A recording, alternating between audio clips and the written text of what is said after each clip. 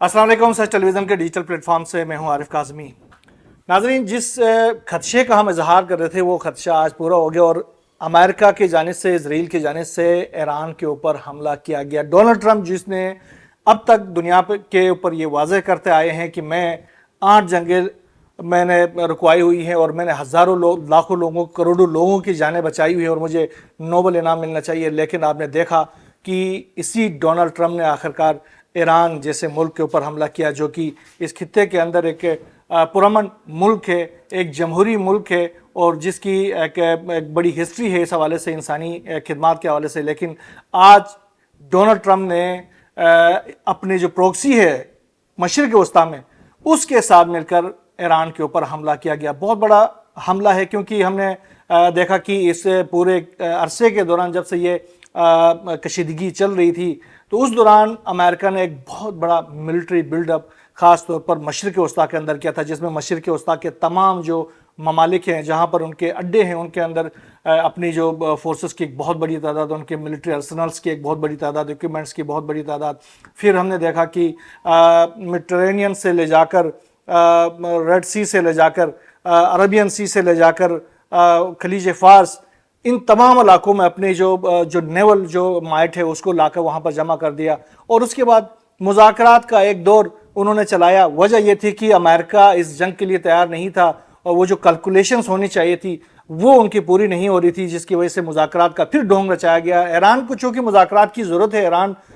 हर वक्त ईरान ने यह कहा कि मेरी अंगुलियाँ भी ट्रिगर पर हैं और मैं मुज़ाकरात के लिए भी तैयार हूँ। लिहाजा ईरान मुज़ाकरात को कभी भी डिनाई नहीं करता। लिहाजा ईरान ने इन तमाम खदशात के बावजूद, इस तमाम जो 12 रोज़ा जंग के दौरान मुज़ाकरात के नाम पर जो ईरान के साथ खिलवाड़ किया गया था, उसके बावजूद ईरान ने मुज़ाकरात की हामी भर ली, क्योंकि ईरान के पास दलील की कुव्वत मौजूद है। यही वजह है कि ईरान ने दलील के ज़रिए उनको समझाने की कोशिश की, लेकिन वो जो ताकतें हैं उनको दलील की कोई ज़रूरत नहीं थी। वो सरेंडर चाह रहे थे और वो उन्होंने अपने कुछ रिजल्ट्स तायुन किया हुआ था, जिनको वो हर सूरत में अचीव करना चाहते थे। कुछ शराइत थे जी, प्री डिटरमाइंड शराइत थे, उनको वो हासिल करना चाहते थे, जो कि ईरान के लिए किसी सूरत काबिल कबूल नहीं था। और इसका हतमी नतीजा यही निकलना था कि इन दोनों जो जारह ममालिक हैं उनकी जानिब से ईरान के ऊपर हमला होना था। और आज जो है वो हमला हो गया है।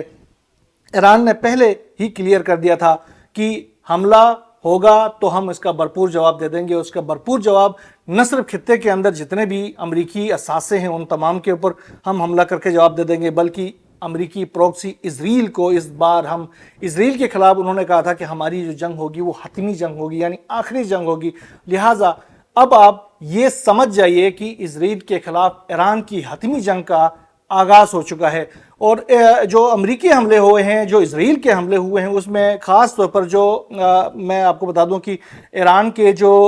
गवर्नमेंट स्ट्रक्चर है उसको निशाना बनाया गया, क्योंकि ये इसके पीछे ये यहाँ पर मामला यूरेनियम इनरिचमेंट का नहीं है, मामला एटम बम बनाने का भी नहीं है, मामला लॉन्ग रेंज मिसाइल्स का भी नहीं है, मामला रजीम चेंज करके उन पपिट्स को लाके बिठाने का है, जो कि 47 साल पहले उनके थे और उन्होंने ईरान के ऊपर अमलन ये पपिट्स थे, जबकि उनके डोरी जो थी वो अमेरिका के हाथ में होती थी और वो जैसे चाहे ईरान को चला रहे होते थे। तो वो जो 47 साल के दौरान उनको ये जो नुकसान उठाना पड़ा था उसको पूरा करने के लिए वो कोशिशें कर रहे थे, नाकाम हो रहे थे। तो अब उनकी ये कोशिश थी कि किसी तरीके से ये रजीम चेंज किया जा सके। पिछले 12 रोज़ा जंग के अंदर पूरी जो टॉप लीडरशिप थी उनको शहीद करने के बावजूद अपना ये मकसद हासिल करने में बुरी तरह नाकाम हो गए थे। अब अमेरिका ने बराह रास्त इस जंग में शामिल होकर एक बहुत बड़ा हमला किया है। बहुत बड़ा हमला है, तबाही आएगी ईरान के अंदर, इस वक्त भी आ रही है बहुत ज़्यादा। ख़ास तौर पर जो IRGC समेत जो ईरान की जो फोर्सेस है उनके तमाम बेसिस को अमेरिका और इसराइल की कोशिश है कि उनको निशाना बनाया जा सके। वहाँ पर लामहला मिलिट्री जो एयर सुपेरियोरिटी अमेरिका को हासिल है, मिलिट्री सुपेरियोरिटी अमेरिका को हासिल है, बड़े ममालिक है और उनकी जो एक सुपर पावर होने के वो दावेदार हैं, तो वो ईरान को नुकसान ज़रूर पहुंचाएंगे। लेकिन ईरान ने यह कहा था कि हम इसका जवाब भरपूर तरीके से दे देंगे, तो अब जवाब देना शुरू कर दिया है। इसराइल के अंदर बड़े पैमाने पर हमले किए गए हैं ईरान से, और इस वक्त मैं आपको बता दूं कि हीफा के अंदर बड़े पैमाने पर धमाके हो गए हैं। तलबीब के अंदर बड़े पैमाने पर धमाके हो गए। अभी एक इतला आई है कि वहाँ पर एक बस टर्मिनल को निशाना बनाया गया है जो कि तबाह हो गया और वहाँ पर बड़ी पैमाने पर हलाकतों की इतलात आ सकती हैं। ये फ्रांस की जो न्यूज़ एजेंसियां हैं वो भी कह रही हैं, रॉयटर्स कह रहे हैं और दीगर जो न्यूज़ एजेंसियां हैं दुनिया की वो तमाम इसको रिपोर्ट कर रही हैं कि इसके साथ गलीली का जो इलाका है वहाँ पर हमला हो रहे हैं। तो हैफा जो है आपको पता है इजराइल का इकोनॉमिक हब है, तो वहाँ पर बड़े पैमाने पर हमले धमाकों की आवाज़ें आ रही हैं। तो आप ये बताएं कि इतने बड़ी मिलिट्री बिल्डअप के बावजूद और आपने जेराल्ड फोर्ड को आपने वहाँ पर जेरूसलम के पास आपने उसको स्टेशन कर दिया था, दुनिया का सबसे बड़ा एयरक्राफ्ट कैरियर है, उसके ज़रिए आपने इजराइल को बचाना था, लेकिन आप इजराइल को नहीं बचा सकें। इस वक्त इजराइल धमाके हो रहे हैं, इजराइल गूंज रहा है। और इसके साथ साथ मैं आपको बता दूं बहरीन में बड़े पैमाने पर हमले हो गए हैं, वहाँ पर धमाकों की आवाज़ें आ रही हैं। और बहरीन में मनामा जो कि बहरीन का दारुल हुकूमत है और बहरीन में अमेरिका का नेवल पावर वहाँ पर मौजूद है और इस खित्ते के अंदर सबसे बड़ा जो नेवल जो बिल्डअप है वो बहरीन में मौजूद है और इसके ऊपर हमला किया गया है ईरान की जानिब से और वहाँ पर इस वक्त धमाकों की आवाज़ें आ रही हैं। कुवैत से धमाकों की आवाज़ें आ रही हैं। बहरीन के हवाले से फ्रेंच जो एसोसिएटेड प्रेस है उसकी जानिब से भी तस्दीक की गई है कि वहाँ पर बड़े पैमाने पर धमाके हुए हैं। तो आप अंदाज़ा कर सकते हैं कि ईरान ने बिल्कुल किसी तरह की हेजिटेशन के बगैर अपना जो वादा था, जो दुनिया से उन्होंने वादा किया था, मुस्लिम जो कंट्रीज है उनके साथ जो वादा किया था उसको पूरा करते हुए इस वक्त जो है अपने जो मिसाइलों का रुख जो है वो इन जारे ममालिक के मुल्क के जितने भी बेसिस हैं उनके ऊपर कर दिया है और वो पहुंच भी रहे हैं और वो नुकसान भी पहुंचा रहे हैं। और आने वाले जो घंटे हैं, आने वाले दिन हैं, उसके अंदर जो तबाही होगी वो अनप्रेसिडेंटेड होगी। और खित्ते के अंदर मैं आपको बता दूं कि जो ईरान की जो अलाइस है उन्होंने भी अपनी सबबंदी पहले ही की हुई थी और इस वक्त जो है हौसी फोर्सेस की जाने से ये कहा गया है कि हमने रेड सी को तमाम तर अमरीकी और इजरायली जो जहाज़ है उनके लिए हमने बंद कर दिया है। जो भी जहाज़ इस इलाके से गुजरने की कोशिश करेगा उसको हम हिट करेंगे। हिजबुल्लाह के बारे में मैं बता दूं कि हिजबुल्लाह जो है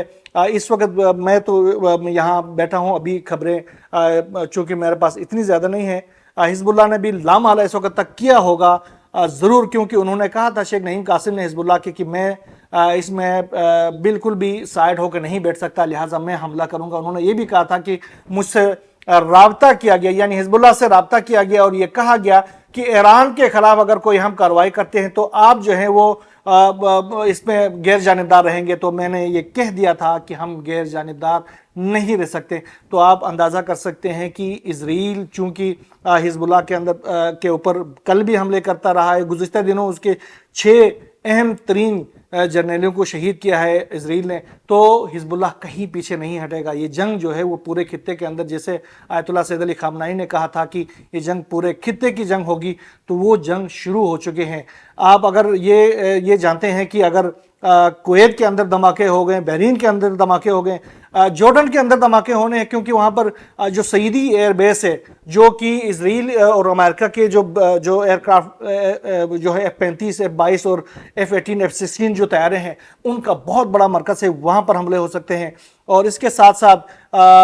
बड़े हमले हो सकते हैं, कतर में जो सेंटकॉम है उसके अंदर हमले हो सकते हैं, जिसके नतीजे में इन ममालिक के अंदर से जो तेल का जो प्रोडक्शन है, तेल की जो पैदावार है, तेल की जो तरसील है दुनिया की तरफ, वो भी रुक जाएगी। रेड सी अगर रुक रहा है, रेड सी को रोक दिया जाता है हौसियों की जानिब से, तो वहाँ से गुजरने वाले जितने भी ऑयल टैंकर्स है उनकी जो मूवमेंट होगी, उनकी ट्रांसपोर्टेशन होगी, वो रुक जाएगी। इस वक्त मैं आपको ये बता सकता हूँ कि खलीज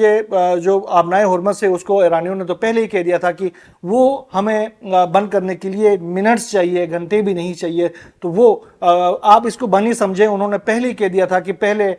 जो राउंड फायर होगा उसके साथ ही हम इनको बंद कर देंगे। तो ये बंद हो चुका है। तो आप अंदाज़ा करें कि गुज़श्ता दिनों जब आबनाए हुर्मस के अंदर जब ईरान ने जो अपनी एक्सरसाइजेस किए थे, तो चंद घंटों के एक्सरसाइज के दौरान हजारों जो ऑयल टैंकर्स थे वो کھڑے ہو گئے تھے, ان کے لیے کوئی جگہ نہیں بچی تھی کہ وہ کیسے گزرے, اور وہ لائنیں لگا کر وہاں پر, مطلب ان کا ایک لائنیں لگ گئی تھی وہاں پر ہزاروں ٹینکروں کی. تو آپ اندازہ کر سکتے ہیں کہ کتنا بڑا معاشی ایک بیلنس جو ہے وہ خراب ہو سکتا ہے, پوری دنیا کے اوپر اس کے اثرات پیدا ہوں گے. رشیا اور چائنا جو ہیں اس وقت تک ایران کے ساتھ بالکل کھڑے ہوئے ہیں, اور وہ دونوں آپ کو پتہ ہے کہ وہ انہوں نے ایک ایئر برج قائم کی ہوئی تھی ایران کو ملٹری ایکوپمنٹ پہنچانے کی, اور وہ دونوں نے خاص طور پر چائنا نے جس طریقے سے سیٹلائٹ امیجنگ کے ذریعے ریئل ٹائم جو انفارمیشن ایران کو دیتے رہے ہیں, اس کا بھی نتیجہ بہت اچھا نکلا ہے, اور ایران کو ان تمام جو بیسز اور ان کے تمام ٹھکانے ہیں ان کا ریئل ٹائم ان کے پاس ڈیٹا موجود ہے, اور ان کے اوپر حملے ہوں گے. تو اب آگے یہ ہو سکتا ہے کہ یہ جو انٹرنیشنل جو ایکٹرز ہیں, خاص طور پر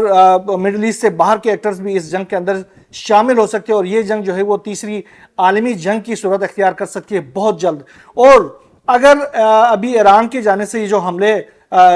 یہ جو امریکی بلڈ اپ ہے خاص طور پر عربین سی کے اندر اور خلیج فارس کے مختلف علاقوں کے اندر, تو وہاں پر ان کی جو ایئر کرافٹ کیریئرز ہیں, جو شپس ہیں, ڈسٹرائرز ہیں, ان کے اوپر حملہ کرتا ہے, اور وہاں سے ان کی تباہی ہوتی ہے, اور وہاں سے لاشیں جاتی ہیں. تو امریکہ جو ہے وہ ڈس انٹیگریٹ ہو سکتا ہے, کیونکہ ایک لوز کانفیڈریشن ہے. میں مسلسل یہ بات میں اپنے ناظرین کو کہتا آ رہا ہوں کہ یہ امریکہ جو ہے وہ ایک لوز کانفیڈریشن ہے, اور اس کے اندر جب سے ٹرمپ آیا ہوا ہے انٹرنل جو ٹرموئل ہے وہ بھی بہت زیادہ ہو گیا ہے. جو ڈویژنس ہیں ریاستوں کے اندر وہ بھی کھل کے سامنے آنا شروع ہو گئے ہیں. نیو یارک سے لے جا کر کیلیفورنیا سے لے جا کر مختلف ریاستوں کے اندر جو انریسٹ ہے وہ پہلی دفعہ امریکی تاریخ کے اندر ہوا ہے, لیکن اس دفعہ جو امریکی سٹیز کے اندر جس طریقے سے